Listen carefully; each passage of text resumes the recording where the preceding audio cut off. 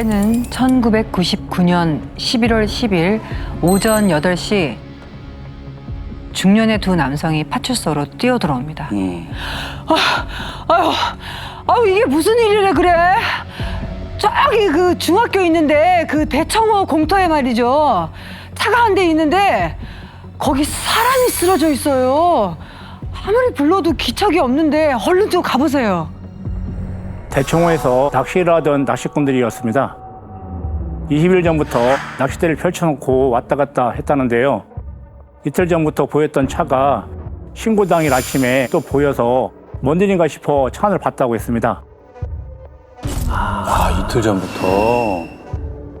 이미 뭔가 큰일이 난 것 같은데요. 그러니까 신고를 받고 이제 바로 출동을 하셨겠네요.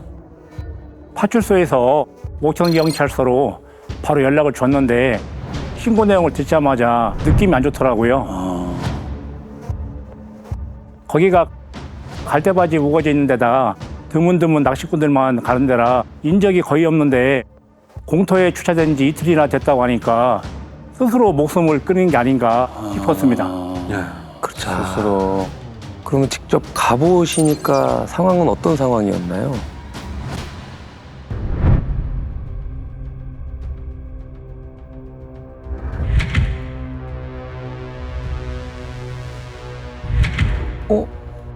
사람 맞죠? 조수 쪽으로. 운전석에 앉아서 조수석 쪽으로 쓰러져 계신 모양인 것 같은데요. 30대로 보이는 남성이었는데 신발이 한짝 벗겨져 있고 손가입 주변에 피랑 거품이 있었습니다. 피랑 거품이요? 운전석에 앉아있다 피를 토했으면 피가 튀어 있어야 했는데 그런 것도 없었고요. 약병도 보이지 않았습니다. 이상한 건 차키가 꽂혀있지도 않고 소지품으로도 나오지 않았고요. 조수석 앞에 글로벌 박스가 열려 있었는데 텅 비어 있는 데다 휴대전화나 지갑도 없었습니다. 강도라면 쓸모없는 걸 가져간 거잖아요, 지금. 사망한 남성이 대청호에 낚시를 하러 온 것 같긴 했습니다. 뒷좌석에 캔맥주랑 마른 오징어 건빵이 있고 그 옆에 낚시 가방이 있었는데 안에 낚싯대랑 포장을 뜯지 않는 떡밥이 들어 있었습니다. 떡밥을 뜯지도 않았으면 시작도 안 한 건데. 야, 낚시를 하러 왔다가 변을 당했나? 더 수상한 건 거기가 갈대밭이라고 했잖아요. 부딪힐 만한 데가 없었는데 운전석 쪽 백밀러가 땅에 떨어져 있더라고요. 자세히 보니 누가 발로 차서 떨어지는 걸로 보였습니다. 야, 그걸 왜 발로 찼지? 아니, 뭐 위협할 생각이었나? 그렇지, 뭐 문 열으라고 하면서. 그러니까 막 차문 열면서 연락하면서 현장이 너무 좀 이상한데? 예, 그렇죠. 현장은 좀처럼 가닥이 잡히지 않는 상황이었는데요. 검안으로 수사 방향이 확연히 드러납니다. 뭐야? 시신을 확인했는데 뭔가가 나왔나 보네요. 시신에 외상이 없었습니다. 부패도 심하지 않아서 검안이는 사망한 지 3일 정도 된 것으로 봤고요. 그런데 시신이 한 번 옮겨진 상태였더라고요. 운전석에 앉은 상태에서 오른쪽 조수석 방향으로 쓰러진 채 발견됐는데 시반이 왼쪽 옆구리에 있었던 겁니다. 시반이 왼쪽에 있었다고요? 그러면 사망 후에 한동안 왼쪽으로 쓰러져 있었다는 거는? 그렇지. 그러면 타살이 확실하네. 그렇죠, 그렇죠. 고착 시반이라 그래서 네. 두세 시간이면 시반이 형성됐다가 옮기면 다시 또 옮겨가거든요. 네. 근데 옮겨가지 않았다는 건 장시간 그 상태로 있었을 가능성이 높다는 거죠. 야, 그럼 범인이 마치 피해자가 강도를 당한 것처럼 위장해 놓은 것 같다. 그러면 낚시하러 간 것처럼 뒤에 트렁크에 떡밥까지 있었다고 했잖아요. 그럼 그것까지 의도해서 범인이 준비를 하는 걸까? 일부러 꾸미기 위해서? 왜 하필 대청호지? 대청호가 대전이랑 청주까지 걸쳐 있어서 대청호라고 부르잖아요. 가보셨는지 모르겠지만 진짜 크고 깊습니다. 그래서 그때 같이 근무하던 형사들끼리는 저 대청호에 물을 다 빼보면 바닥에 자동차랑 시신이 엄청 나올 거라는 얘기를 하기도 했거든요. 범인도 아마 차를 대청호에 수장시키려 갔다가 자갈 때문에 차가 밀리지 않아서 실패했던 것이 아니냐 그런 말도 나왔었습니다. 아, 피해자의 신원은 밝혀졌습니까? 네. 34살의 기혼 남성이었는데요.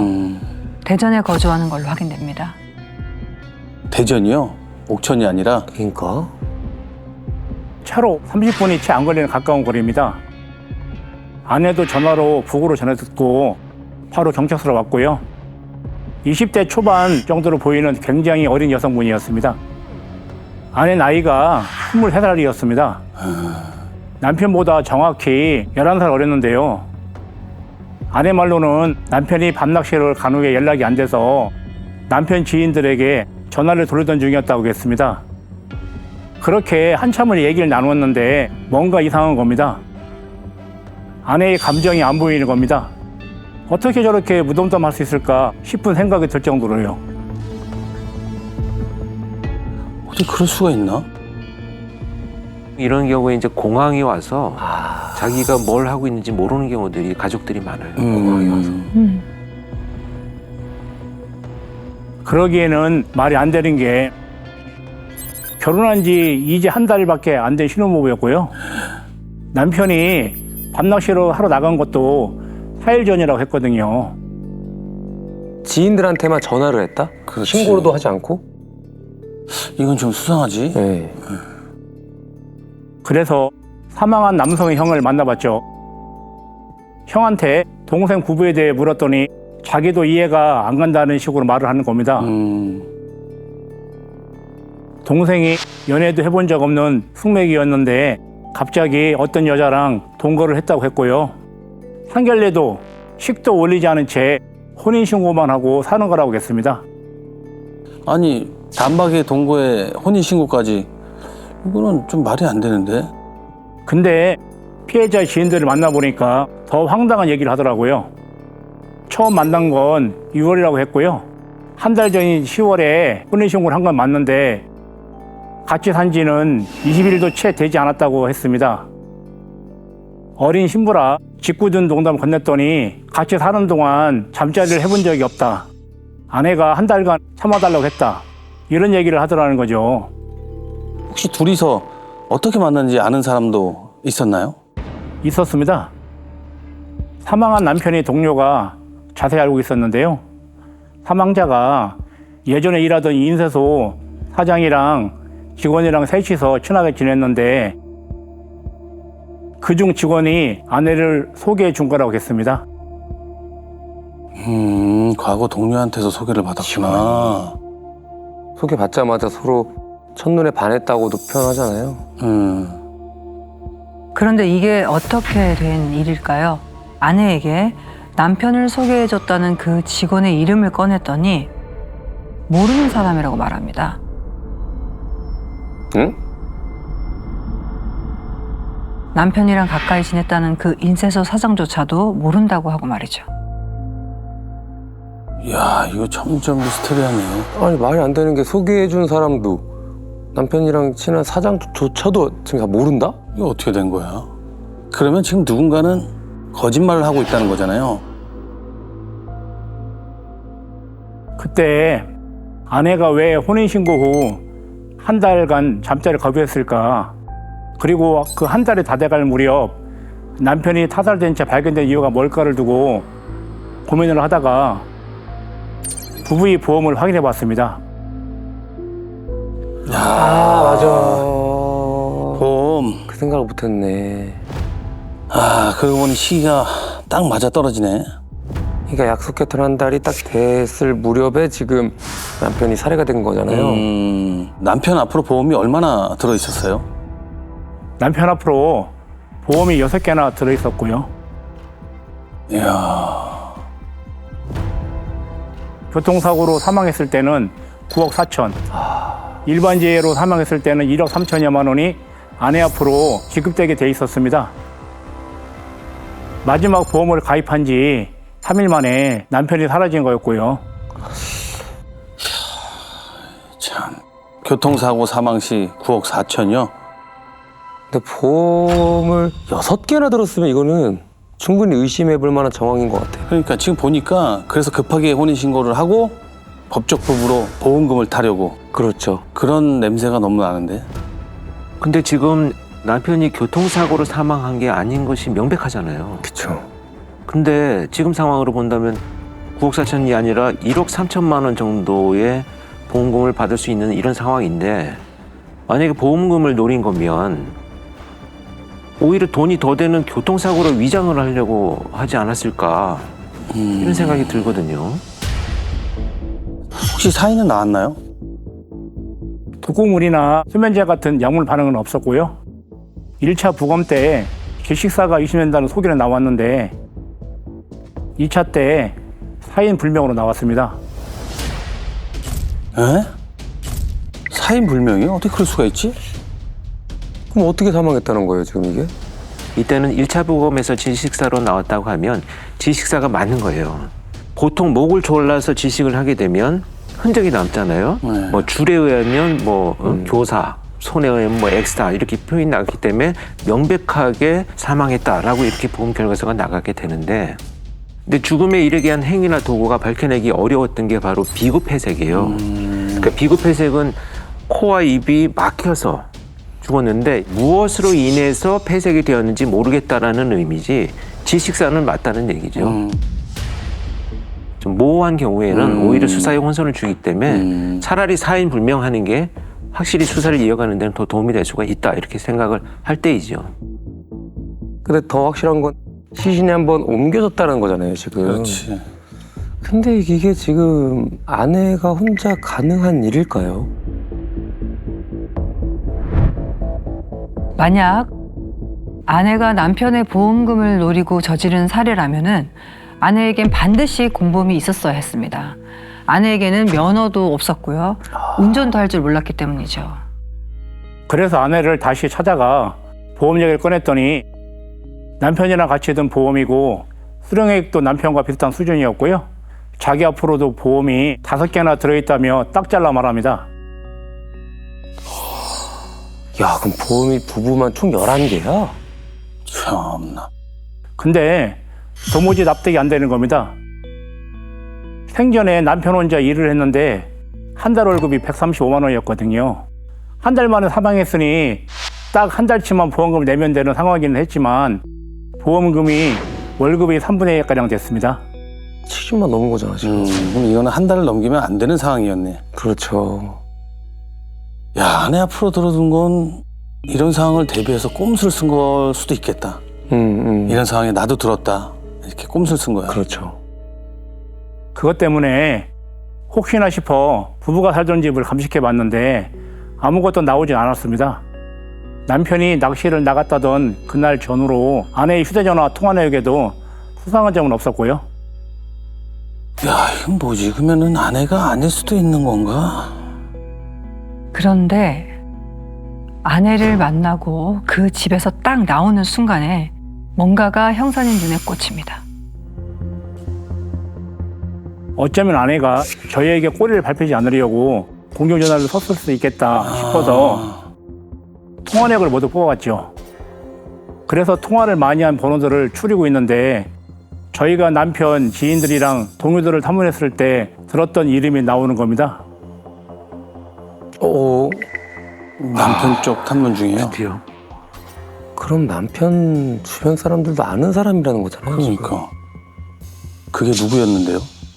아내를 사망한 남편에게 소개시켜줬다던 과거 동료 기억하시죠? 지금. 네. 그리고 그 친하게 지냈다는 그 인쇄소 사장도요. 이게 뭐야? 그 사람들이 여기서 왜 나와? 아까 전에는 뭐 모른다라고 했는데 그럼 소개시켜준 동료였나요? 인쇄소 사장이었습니다. 그 무렵 피해자 차량을 감식한 결과가 나왔는데 떡밥 비닐봉지에 사장의 지문이 나왔고요. 아니 그러면 인쇄소 사장, 동료, 그 아내 이렇게 셋이서 만약에 이게 짜고 친 판이라면 애초부터 일부러 피해자를 노리고 보험금을 타겠다라는 거잖아요, 지금. 수사팀은 우선 인쇄소 사장이 사는 집부터 가봅니다. 그 사장이 집에 있었나요? 만날 수 없었습니다. 젊은 여성이 문을 열어줬는데 사장이 아내였고요. 남편과 이혼 소송 중이라고 했다고 합니다. 원래도 집에 잘 들어오지 않았다고 했고요. 5개월 전쯤 자신이 교통사고를 크게 당해서 치료를 받아야 했는데 남편이 걱정은커녕 연락도 없었던 것 때문에 화가 단단히 나 있었다고 합니다. 아니 그러면은 5개월 전에 이미 연락이 끊겼다는 얘기잖아요. 그러네. 집에 잘 안 들어왔다고 한 걸 보면은 아내가 교통사고 난 것도 남편이 아예 몰랐던 거 아닐까요? 아내는 모를 리가 없다고 했습니다. 그날 남편이 오랜만에 고기를 구워 먹자며 돈을 줘서 갓난아이를 등에 업고 마트에 갔다 오다 사고가 났던 거라고 했고요. 병원이랑 친정 식구들이 빗발치게 연락을 하는 상황에서 자기는 그렇다 쳐도 애가 걱정돼서라도 병원에 한 번 와야 했던 것 아니냐는 당의 입장이었습니다. 그렇지. 당연히 그렇지. 집 옆에 사고 났으면은 뭐 일단은 뭐 경찰차도 왔을 수 있고 앰뷸런스도 오고 난리가 났을 텐데. 그렇지. 그리고 이제 아기가 있잖아요. 아유 참. 아내랑 갓난아기는 괜찮았던 거예요? 차가 달려오는 그 순간 아이가 다치지 않게 필사적으로 몸을 피했는데요. 그 충격을 다 받아서 왼쪽 허벅지가 골절돼 아유. 앞으로 평생 장애를 안고 살 수도 있다고 했습니다. 야, 이거 되게 엄청 큰 사고였네. 그러네. 그동안 대체 어딜 가 있는 거야? 아내는 전혀 몰랐나요? 남편의 행방은 몰랐는데요. 아마 잘 살고 있을 거라는 얘기를 합니다. 또 무슨 말이야? 1년 전쯤에 남편이 운영하던 인쇄소에 불이 크게 나서 보험금을 4,900만 원이나 탔다고 하면서 말이죠. 딱 근데 이상한 게 이게 보험이란 단어가 계속 들어가네요 지금. 중간중간. 이게 어떻게 된 일이야? 그 얘기를 들으니까 확인을 좀 해봐야겠더라고요. 교통사고가 났던 아내 앞으로 보험이 얼마나 들었는지를요. 야, 이렇게? 설마 아기도 있는데. 그렇지. 그리고 야, 그건 아니겠지. 하면 안 되는 짓을 한 것 같았습니다. 남편이 아내의 명으로 보험을 2개 들었는데 사망 시 수령액이 1억 7천만 원가량 됐고요. 주말 특약을 걸었는데 사고가 난 그날이 일요일이었습니다. 치료비로 지급된 1,800만 원 모두를 남편이 수령받은 걸로 확인됐고요. 이런 놈이 있어. 아내가 다쳤는데 병원 한 번 안 가보고 보험금만 받아가? 아니 남편은 집에 있었잖아요. 그럼 누굴 시켰다는 거네? 애 업고 나간 엄마 차를 누군가 들이받든 뭐하든 치라고? 이야 이게 어떻게 된 거야? 아니 근데 사장이랑 직원이랑 사망한 남편 이렇게 셋이 친한데 거기에 그 어린 아내란 사람이 왜 껴있는 거냐고요? 이상하죠? 그래서 피해자 아내 주변을 파봤는데 결혼 전에 아내가 아르바이트를 했던 카페 사장이 답을 알려주더라고요. 인쇄소 사장을 지목하면서 알바생이랑 사귀던 사이였다고 했습니다. 동료 직원도 인쇄소 사장이랑 자주 와서 얼굴을 알고 있었고요. 야 인쇄소 사장이랑 내연 관계였네. 야, 그러면 이 말이 사장이 직원한테 시켜서 자기의 내연녀를 지금 피해자한테 소개를 시켜준 거잖아요. 야 이 사장 진짜 이러다가 주변 사람들 싹 다 죽일 수도 있는 놈인데. 이 사장이라는 사람은 지금 어디에 있었어요? 찾을 수가 없었습니다. 응? 휴대전화도 꺼져 있었고요. 생활 반응이 전혀 없었습니다. 그 피해자 아내인 내연녀까지도요. 사건이 발생한 지 2주가 지날 무렵 아내가 어디 있는지 알게 됩니다. 부산의 한 모텔에서 아내가 손목을 그은 상태로 사망한 채 발견됐다는 연락을 받습니다. 너 죽었어? 아내가 손목을 그어서? 이거 점점 어떻게 되는 거야, 사건이? 그러니까 이거 지금 부산에서? 예. 아니 혼자서 스스로 목숨을 끊었다고? 예? 이 시 씨는 한구였지만 혼자가 아니었습니다. 응? 우선 우리도 피해자임을 밝힙니다. 우리를 불쌍히 여기신다면 3명의 인생을 망친 그 사람 꼭 잡아주세요. 정말 억울합니다. 항상 누군가 보고 있다는 느낌. 하루하루가 너무 힘이 들었습니다. 만약 여기에 한 사람밖에 없다면 태종대 절벽 및 바닷물에 있을 것입니다. 응? 또 태어나게 된다면 엄마의 아들로 다시 태어날게요. 사랑했어요. 형, 누나들, 엄마 잘 부탁드릴게요. 그러니까 뭔가를 조종한 사람이 있다라는 거잖아요, 지금. 근데 3명이 누굴 얘기하는 거야? 죽은 남편이랑 자기랑 태종대 빠질 그 남자? 와, 이렇게 사건이 복잡해지면 이상한데. 근데 현장 사진을 보니까 이상한 게 한두 가지가 아니었습니다. 아내는 분명 오른 손잡이였거든요. 근데 오른쪽 손목을 그었더라고요. 주저함도 없이 아주 한 번에요. 혈흔도 거의 없었고요. 야, 그러면은 누가 죽였다는 얘긴데? 사인은 뭘로 나왔나요? 남편과 마찬가지로 사인 불명으로 나왔습니다. 아, 비급회색이 힘없다. 이 아내도? 이게 어떻게 이렇게 되는 거야? 그러면 비슷한 방법으로 살해했나? 그 누가 왜 이렇게 지금 또 제3의 인물은 또 누구야? 제3의 인물은 없었습니다. 응? 모텔에 굴러다니던 그 빈 소주병에서 한 남성의 지문이 나왔는데요. 지금부터 친한 지인과 자신의 내연녀와 아내와 갓난 자식까지 살해하고 살해하려 한 인쇄소 사장을 본명 강영민이라고 부르겠습니다. 야, 인쇄소 사장. 아, 이 사람이 그냥 결국 다 짠 거구나. 태종대 그거 아니죠? 그럴 리가 없죠. 그동안 아무리 남의 목숨으로 보험금을 타내도 언젠가는 도피자금을 필요로 하지 않을까 싶어서 정식으로 영장받고 옥천에 있는 강영민이 본가 전화를 감청했습니다. 감청에서 뭔가가 나왔나요? 강영민이 어머니가 부산에 있는 경찰서에 전화해서 아들이 살아있는지 물어봤던 것 외에는 수상한 전화는 없었습니다.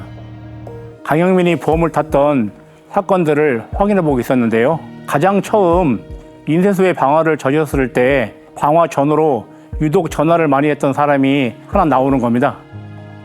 야, 그 무렵에 전화를 많이 했다? 야, 그럼 이거는 공범일 가능성이 크지 않습니까?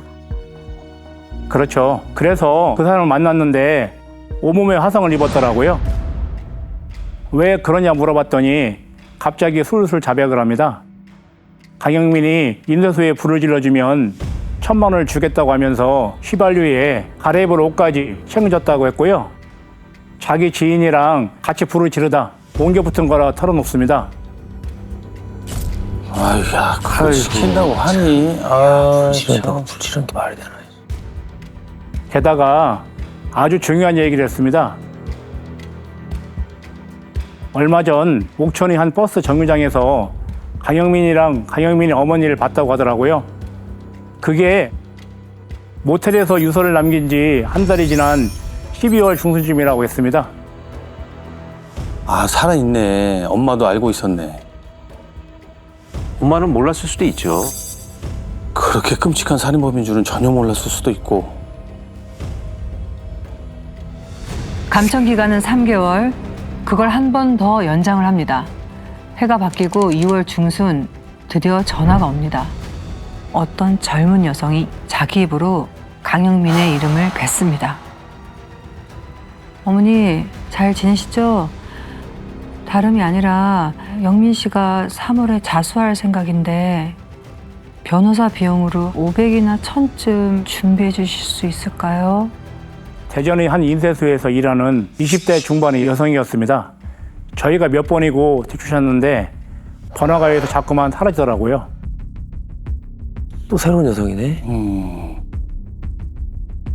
야, 이거 사라지는 거 이런 거 보면은 제대로 훈련을 받았나 본데? 꼬리 절대 밟히지 말라고. 진짜 자수한 건 아니죠? 절대요.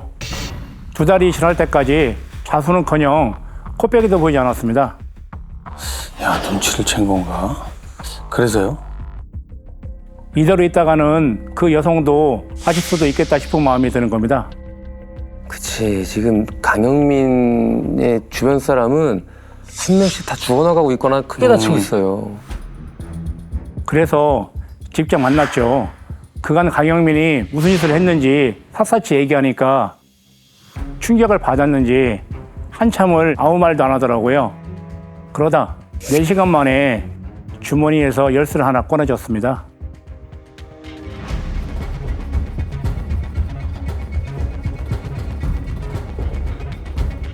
강영민이 숨어있는 아파트 열쇠였습니다. 그 열쇠를 받자마자 저희 형사 7명이 권총까지 옆구리에 차고 아파트로 달려갔죠. 3층이었는데 저는 도주로를 차단하고 있었고요.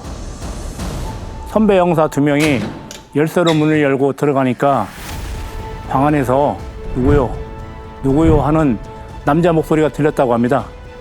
목소리가 들렸던 방문을 촥 여니까 창문에 발을 걸치고 당장이라도 뛰어내리라고 했답니다. 그래서 바로 몸을 던져서 바닥에 끌어내리고 수갑을 채웠죠. 야, 잡혔네. 드디어 잡혔어. 순순히 인정을 하던가요? 대부분 인정합니다. 자기가 모두 계획하고 지시했다고 털어놓습니다.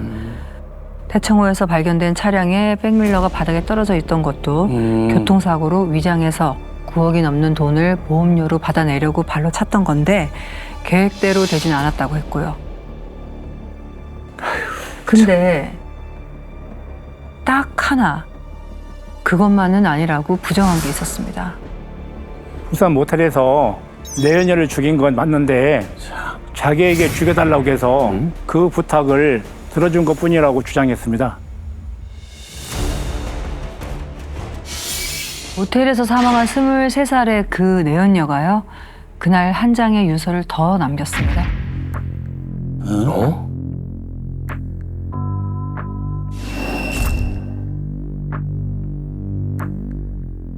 나 마지막으로 엄마 목소리 듣고 손도 잡고 싶고 얼굴도 보고 싶었는데 엄마 목소리 들으면 내 마음 더 아플까 봐.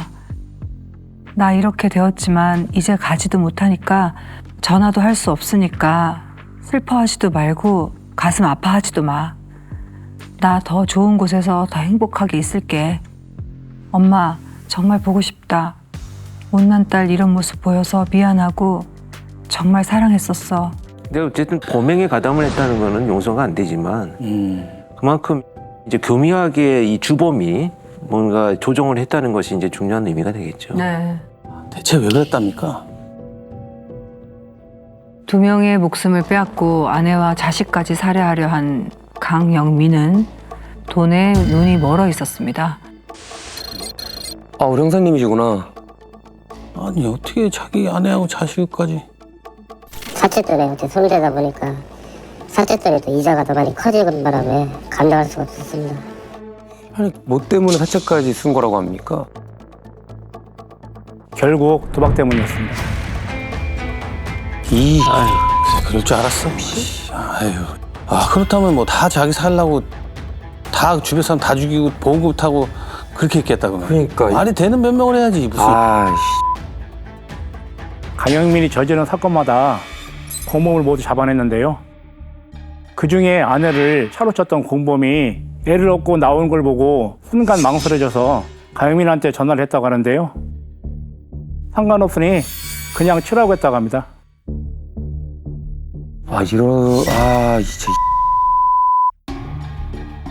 진짜 X이네. 지금까지도 기억에 나는 게 차갑다고 할까요? 뱀처럼 말이죠. 모든 말투나 행동들이 태냈고요. 반성의 기미가 전혀 없었습니다.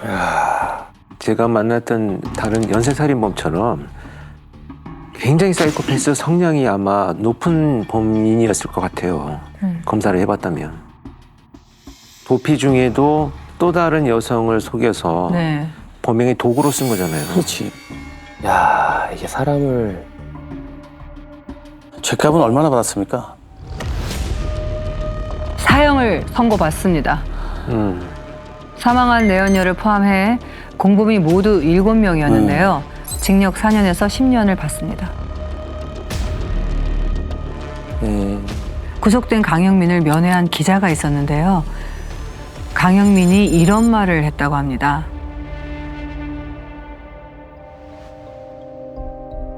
아이들이 너무 보고 싶다. 정말 잘 키우고 싶었는데 아빠 노릇을 제대로 못하고 이 지경이 됐다고 하면서 교도소에서 자격증 따고 출소하면 좋은 사람 만나 작은 식당을 열고 싶다고 말이죠. 진작에 열심히 살고 진작에 자격증 따고 진작에 좋은 아빠가 되고 남편이 되고 하지. 근데 어떻게 지 입으로 꿈이라는 말을 꺼낼 수가 있어. 간단하죠. 꿈 깨. 그렇지. 이럴 때 쓰는 말이지. 꿈 깨. 그래. 꿈 깨라. 즐겨봐 이 채널.